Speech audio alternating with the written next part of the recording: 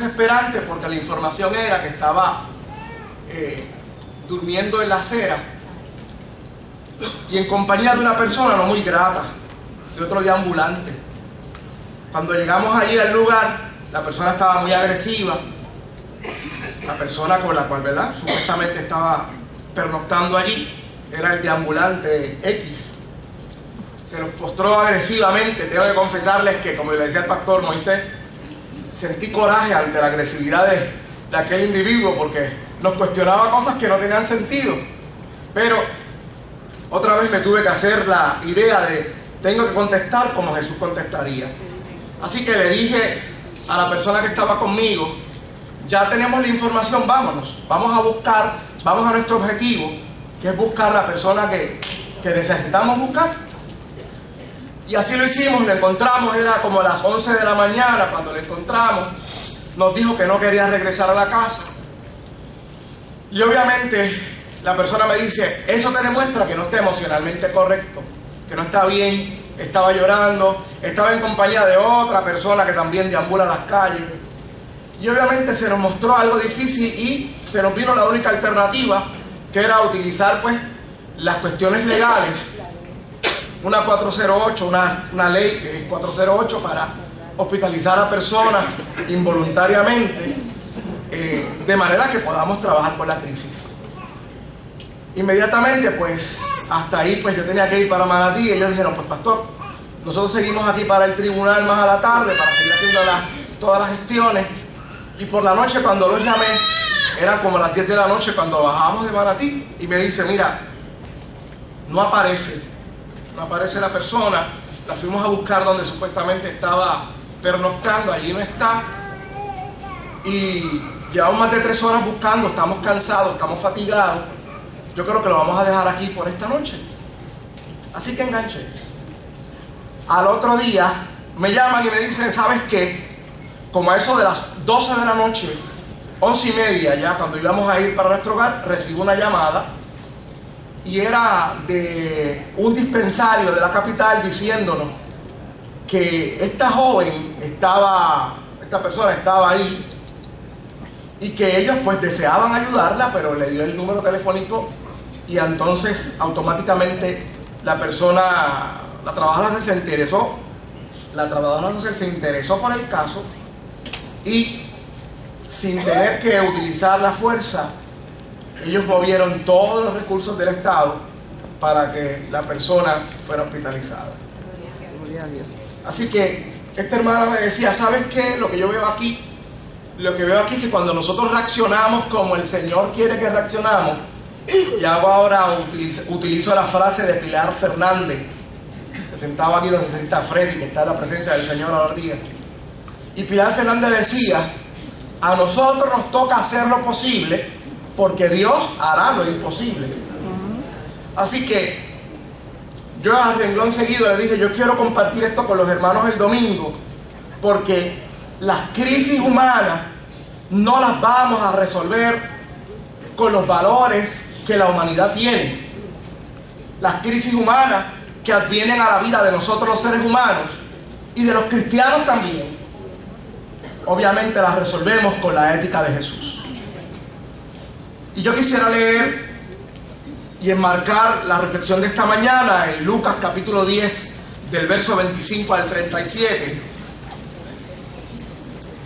Un pasaje muy conocido de todos nosotros. Y quisiera hacer énfasis en unos puntos que señala el evangelista Lucas, que creo que pueden hacernos a nosotros y a nosotras en esta mañana reflexionar para contestar a lo que estamos viviendo con la ética de Jesús. Una vez más, contestar a la vida, una vez más reaccionar ante la problemática que a todos nos puede venir en un momento dado. Lucas capítulo 10, del verso 25 al 37, leemos de la siguiente manera. Me disculpan la VIX que tengo en la boca, la garganta está un poco afectada. Y hago un paréntesis: estuvo extraordinario los que se perdieron ayer Santa Convocación. Estuvo extraordinario. Un periodo de alabanza y adoración exquisito. exquisito, una cosa espectacular. Y aquí un intérprete de la ley se levantó y dijo para probarle: Maestro, ¿haciendo qué cosa heredaré la vida eterna? Él le dijo: ¿qué está escrito en la ley? ¿Cómo lees? Aquel respondiendo dijo: amarás al Señor tu Dios con todo tu corazón, con toda tu alma y con todas tus fuerzas y con toda tu mente, y a tu prójimo como a ti mismo. Y le dijo: bien has respondido, haz esto y vivirás. Pero él, queriendo justificarse a sí mismo, dijo a Jesús: ¿y quién es mi prójimo? Respondiendo Jesús dijo: un hombre descendía de Jerusalén a Jericó y cayó en manos de los ladrones, los cuales le despojaron, e hiriéndole, se fueron, dejándole medio muerto. Aconteció que descendió un sacerdote por aquel camino, y viéndole pasó de largo. Asimismo un levita, llegando cerca de aquel lugar, y viéndole pasó de largo. Pero un samaritano que iba de camino vino cerca de él, y viéndole fue movido a misericordia, y acercándose vendó sus heridas, echándoles aceite y vino, y poniéndoles en su cabalgadura, lo llevó al mesón y cuidó de él.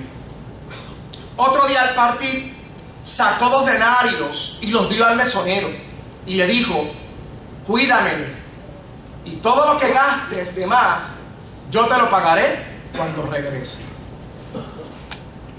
¿Quién pues de estos 3 te parece que fue el prójimo del que cayó en manos de los ladrones? Él le dijo: el que usó de misericordia con él. Entonces Jesús le dijo: ¿ves? Y haz tú lo mismo. Mientras comenzaba a leer esta porción de las Escrituras, me acordaba que cuando llegamos al lugar, estábamos por ahí por la parada 15 en Santurce, que dicho sea de paso, se comenzó esta semana un censo de las personas que no tienen hogar, es decir, de las personas que están deambulando. Y me acordaba de un momento dado en que la hermana San Miguel me dijo: pastor, vamos un día al mediodía a predicarle allí en la fondita de Jesús, que ahora es un edificio espectacular, que en aquel momento no era un edificio, era dos o tres estructuras con el medio de una placita, y allí se repartía comida al medio de los deambulantes. Me dijo: vamos a predicar allí. Y yo le dije a la hermana Marta: ¿y usted asiste aquí continuamente? Me dijo: sí, esa es parte de mi ministerio. Así que eso a mí me llenó de tanta alegría y tanto gozo, saber que dentro del cuerpo de Cristo hay gente que se acuerda de los borrados de la tierra, de los que no se ven, de los que no tienen techo. Pero Lucas, que esta parábola donde único se encuentra es Lucas, se especializa en eso. Obviamente Lucas le escribe a los gentiles, Lucas le escribe a la gente que no es judía, y por tal razón esta carta, inclusive me llama la atención de unos teólogos en particular, que dice: esta carta es la carta de las mujeres, porque inclusive Lucas resalta el valor de la mujer dentro de su evangelio, para anunciar el evangelio de Jesús, las buenas nuevas. Y por lo tanto la historia de la Navidad, a diferencia de otros autores, la presenta como María contándola en un momento dado, ¿no? En la parte que le tocaba a ella. Y decía también que Lucas es el único que expone que Jesús andaba con mujeres. Estaba Susana y Juana, entre otras mujeres que le servían. Además, escribe los nombres en griego de los judíos para que la gente los pueda entender, porque obviamente el lenguaje griego era el lenguaje culto, y inclusive el lenguaje de las regiones donde la iglesia estaba naciendo. Así que va a escribir y va Lucas a hacer que sus oyentes puedan entender que este evangelio no es para los judíos nada más. Por eso no cita mucho el Antiguo Testamento. Y inclusive la genealogía de Jesús la va a comenzar con Adán, no con Abraham, para que la humanidad pueda entender que que tiene esperanza. Habla de los samaritanos, inclusive menciona también que el único leproso agradecido era un samaritano. Y sobre todas las cosas le dice y expone cuando Juan el Bautista manda a los emisarios para preguntarle a Jesús si él es el Mesías o esperaban a otro. Recoge la frase específicamente de Jesús que dice: y a los pobres, aleluya, les ha anunciado el Evangelio de la paz. Gracias. Así que en ese sentido, Lucas va a recoger un evangelio de esperanza, un evangelio de alegría para todos y para todas. Y yo creo que cuando nosotros, como cristianos, entendemos que el evangelio de Jesucristo es para todos, no es para unos nada más, pues nosotros podemos ver inclusive a aquellos que nos hacen mal, aquellos que se oponen a los estilos de vida que uno entiende que la sociedad debe vivir. Y eso lo vemos mucho en las carreteras, ¿verdad? Ayer hablábamos Carlos Ford y yo, Carlos, la paciencia que tenemos que tener en las carreteras. Estábamos probando un carro y, hermano, como más de 10 veces tuvimos que decir aleluya y gloria a Dios. Y Carlos me decía: no, yo voy pendiente a los que salen, no por donde voy, porque si no chocamos. Pues para eso también es la exposición del Evangelio de Jesucristo. Y nota aclaratoria: el Evangelio de Jesucristo, que es una de las formas en que en este momento Jesús está exponiendo, no es meramente la proclamación oral o la proclamación cúltica o litúrgica de que los hombres y las mujeres necesitan a Dios, sino que la proclamación del Evangelio es la exposición de vida que todos y todas nosotros tenemos que exponer, tenemos que vivir de manera que los hombres y las mujeres puedan entender lo que Jesús le había dicho a Juan el Bautista. Y el Evangelio es anunciado a los pobres. ¿Por qué a los pobres? No es que había diferencia en que entonces hay que hacer prioridad con los pobres, ¿verdad? Como inclusive hay la teología de John Sorbino diciendo los pobres primero, sino que los pobres siempre han sido discriminados, han sido puestos en una esquina, debido pues obviamente a todo lo que implica riqueza, a todo lo que implica opulencia, a todo lo que implica primero arriba y luego los de abajo. Y por esa razón es que el Evangelio se traduce que hay esperanza a aquellos que aparentemente no están en primera fila. Y es importante que nosotros podamos, con nuestro estilo de vida, poder proclamar a diestra y a siniestra que ese Evangelio es para esos y para esas. Es fundamental entender que Jesús comienza este diálogo con un doctor de la ley, con una persona que conocía, que sabía lo que Dios deseaba para la humanidad. Y le hace una pregunta, ¿no? Le dice: pero ¿cómo es que tú puedes vivir para Dios? ¿Cómo es eso? ¿Cómo es que tú puedes entender todas las cosas de acuerdo a lo que la ley dice, a lo que la Torah dice? Y entonces, pues obviamente, Jesús hace alusión a Deuteronomio 6, 4 y 5, ¿no? Para que él pueda entender. Le da el pie forzado y automáticamente él contesta: amarás a tu Dios con todas las fuerzas y a tu prójimo como a ti mismo, haciendo alusión inclusive al Shema israelí en el verso 4: oye Israel, tu Dios uno solo es. Así que la gente sabía, y esta gente que estaba escuchando esta conversación, esta parábola, sabía lo que tenía que hacer. Y yo creo que todos nosotros sabemos lo que tenemos que hacer. Estoy seguro que usted ha escuchado no menos de 15 o 20 veces la parábola del buen samaritano, se la sabe de memoria. Pero precisamente de eso es lo que Jesús está hablando, que la gente sabe, tiene el gnosis, tiene el conocimiento, pero tenemos que entonces incorporar ese conocimiento a lo profundo del alma de manera que, como dice el apóstol Pablo, podamos ser redarguidos, enseñados.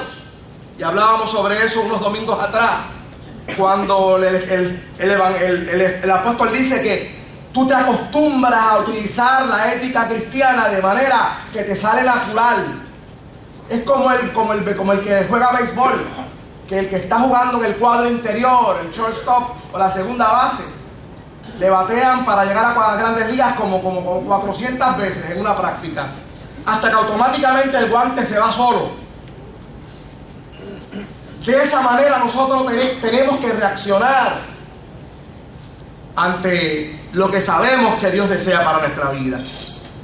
El objetivo de esta parábola es que se ame a Dios sobre todas las cosas. El objetivo, en segundo lugar, de esta palabra es demostrar ese amor a través de mi prójimo.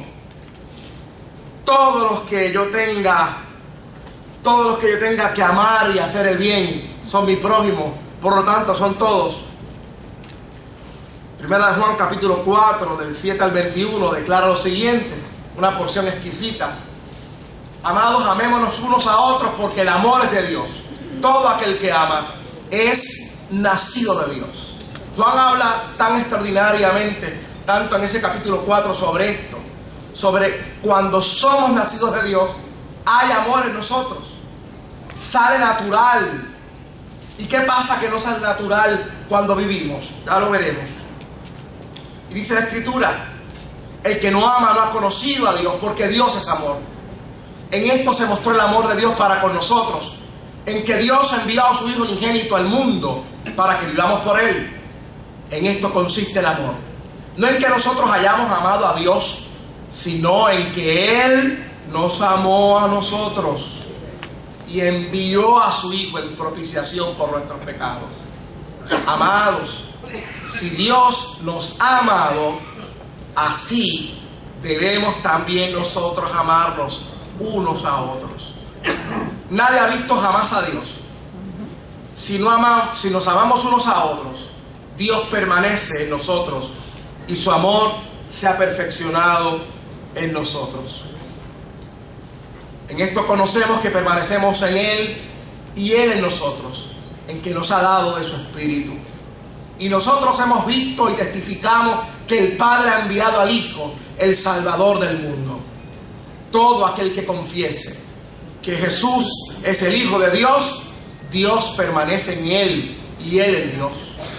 Y nosotros hemos conocido y creído el amor que Dios tiene para con nosotros. Dios es amor, y el que permanece en amor, permanece en Dios y Dios en Él. En esto se ha perfeccionado el amor en nosotros, para que tengamos confianza en el día del juicio. Pues como Él es, así somos nosotros en este mundo. En el amor no hay temor, sino que el perfecto amor echa fuera el temor, porque el temor lleva en sí castigo, de donde el que teme no ha sido perfeccionado en el amor. Nosotros le amamos a Él, porque Él nos amó primero. Y si alguno dice, yo amo a Dios y aborrece a su hermano, es mentiroso. Pues el que no ama a su hermano, a quien ha visto, ¿cómo puede amar a Dios a quien no ha visto? Y nosotros tenemos este mandamiento de Él: el que ame a Dios, ame también a su hermano. Es la consecuencia natural de Dios en nosotros, amar a nuestros hermanos. Obviamente, en el contexto en que Juan está utilizando esto, lo está utilizando en el contexto de la iglesia, en el contexto de los que estamos aquí. Pero ciertamente, ese amor, como dice más adelante Pablo, se ha derramado en nuestros corazones. Es decir, es para todos. Es para que podamos nosotros mostrar eso que hay en nosotros. Y obviamente hay un elemento fundamental que digo ahorita, que por qué es que no se manifiesta muchas veces en nosotros ese amor. Porque dice la Escritura que hay temor en el corazón. El temor es sinónimo de que nosotros no hemos permitido que la sanidad de Dios entre en nuestra vida. Ahorita vamos a ver a Pedro describiendo de que cuando nosotros reaccionamos a vivir para Dios, la gracia sobrenatural del Espíritu Santo entra en nuestra vida, entra en nuestra mente y tenemos sanidad de Dios. El que ama es sanado por la gracia de Dios. El que dice que ama a Dios y quiere amar a Dios, abre su corazón, abre sus oídos espirituales y emocionales y mentales para permitir que la gracia de Dios trabaje con nosotros. Por eso es que el carácter cambia, por eso es que los rasgos de la personalidad que pueden ser conflictivos con el mandamiento divino son corregidos para la gloria y la honra del Señor, porque el verdadero amor echa fuera el temor. Aleluya. Es que Cristo debe ser, en tercer lugar, como objetivo de esta parábola, es que Cristo debe ser el ejemplo en primer lugar para responder a las situaciones humanas, cotidianas, diarias y extraordinarias. Primera de Pedro capítulo 2 verso 21 al 24 declara lo siguiente en la Escritura: pues para esto fuisteis llamados, porque también Cristo padeció por nosotros, dejándonos ejemplo para que sigáis sus pisadas, el cual no hizo pecado, ni se halló engaño en su boca, quien cuando le maldecían no respondía con maldición, cuando padecía no amenazaba, sino encomendaba la causa al que juzga justamente, quien llevó él mismo nuestros pecados en su cuerpo sobre el madero, para que nosotros, estando muertos a los pecados, vivamos a la justicia, y por cuya herida fuisteis sanados. Es que la gracia de Dios es perfecta, querido. Dios no puede haberte llamado a su gracia, a su camino, para que des un ejemplo que tú no puedas dar, para que puedas mirar con amor si a ti no te dieron amor. Pero cuando llega Él, repito el verso anterior, Él echa el temor fuera, y por el sacrificio, por la demostración de su amor maravilloso, eres sanado, eres sanada, de manera que puedas amar, de manera que puedas tener misericordia, de manera que puedas tener compasión y de manera que puedas seguir sus pisadas. Es decir, en el momento de la crisis puedas responder como Jesús respondería. Juan se encarga extraordinariamente de aclararnos algo en el capítulo 4. No tengo el verso exacto, pero dice Juan, primera de Juan: porque sus mandamientos no son gravosos. Y a renglón seguido, me parece que un texto y medio más, aclara y dice: y esta es la victoria que ha vencido al mundo, vuestra fe. ¿Qué es eso? Es que los hombres y las mujeres, cuando hemos confesado a Jesucristo como nuestro Salvador, cuando nos hemos decidido caminar en pos del Maestro, óigame, esa fe maravillosa entra en acción en su vida y en mi vida, accionando, reaccionando, caminando, moviéndonos, de manera que damos la gloria al Todopoderoso, y de manera que la victoria que Él compró en la cruz del Calvario también automáticamente es tu victoria y mi victoria, para la gloria del Dios Padre. Es que, como decían por allá, por donde quiera que usted lo agarre, va a llegar a la misma conclusión. Hay que seguir las huellas de Jesucristo. Hay que entender la simpleza del Evangelio de Jesús y caminar en pos de sus pisadas. Porque lo más extraordinario, y repito, como decía Pilar Fernández, Él lo va a hacer. Y lo que usted y yo tenemos que hacer, perdonando la redundancia, lo tenemos que hacer. Hay circunstancias y circunstancias en la vida. Jesús quería demostrar esto. Jesús dice que había un camino estrecho donde este hombre, este viajero, estaba recorriendo. Este camino puede significar las altas y las bajas de la vida. Mañana estamos bien, hoy no estamos muy bien, o viceversa. Hoy estamos contentos, cantando como cantaban hace semanas atrás los de la Sanse. Alaba. Voy subiendo, voy bajando.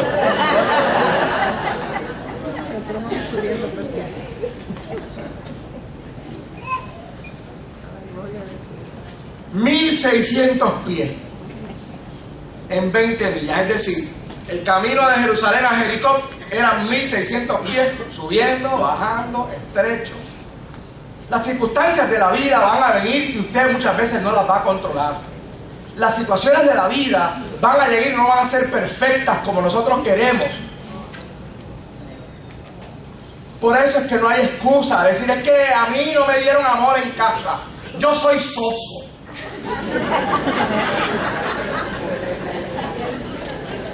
Yo no soy pegajoso. Eso es estar encima de la gente. Yo no soy así. Imagínate que Jesús le hubiera contestado así a la gente. Yo no soy soso. Aléjate. ¿Quién me tocó? Pedro, acá y busca a la persona esa que me tocó y que me devuelva la unción. Me tiene que tocar nada más por tarjeta cuando yo lo diga. Por cita previa.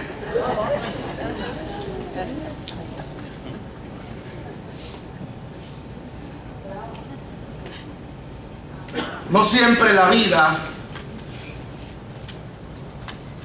las situaciones nos llevarán en línea recta para lograr nuestros objetivos y nuestras metas. Jesús lo aclara aquí. Porque es fácil juzgar cuando nosotros vemos a alguien que se da contra la pared y no nos detenemos un poquito. Ahorita vamos a ver ese verbo, mirar, mirar. Aquí hay gente que ve, como dice ahorita la escritura, lo ve de lejos y sigue. Hay gente que mira por otros lados, pero con una distancia. Hay gente que mira y se acerca. Y muchas veces nosotros pasamos en bandado, en nuestro argot popular, por el camino. Hay gente que sabe caminar de una manera extraordinaria, subiendo y bajando por las cuestas de la vida, que uno dice, wow, ¿cómo lo hace, verdad? Pero hay otros que no. Habemos otra gente que no. Hay gente que algunas veces tenemos un cántico bien chévere y estamos bien alegres. Yo creo que ese es bipolar. Porque ayer estaba como que mañana está triste. Porque quizás tú no sabes cómo está subiendo y bajando, con qué camino está tomando. Hay circunstancias y circunstancias. Y el camino que se nos ha dado para trazar no siempre es una utopía. Este viajero del cual Jesús está hablando no se nos dice por qué había cogido esta carretera. Si era judío, tenía que dar una vuelta que le tomaba casi un día. Porque nadie se iba a pasar por Samaria. Si era judío ortodoxo y quería cumplir con la ley. Porque los judíos y los samaritanos no se llevaban, tenían una disputa increíble, racial. Así que, ¿por qué este viajero pasa por ese camino? Unos dicen llevaba prisa, era puertorriqueño, le encantaban los atajos.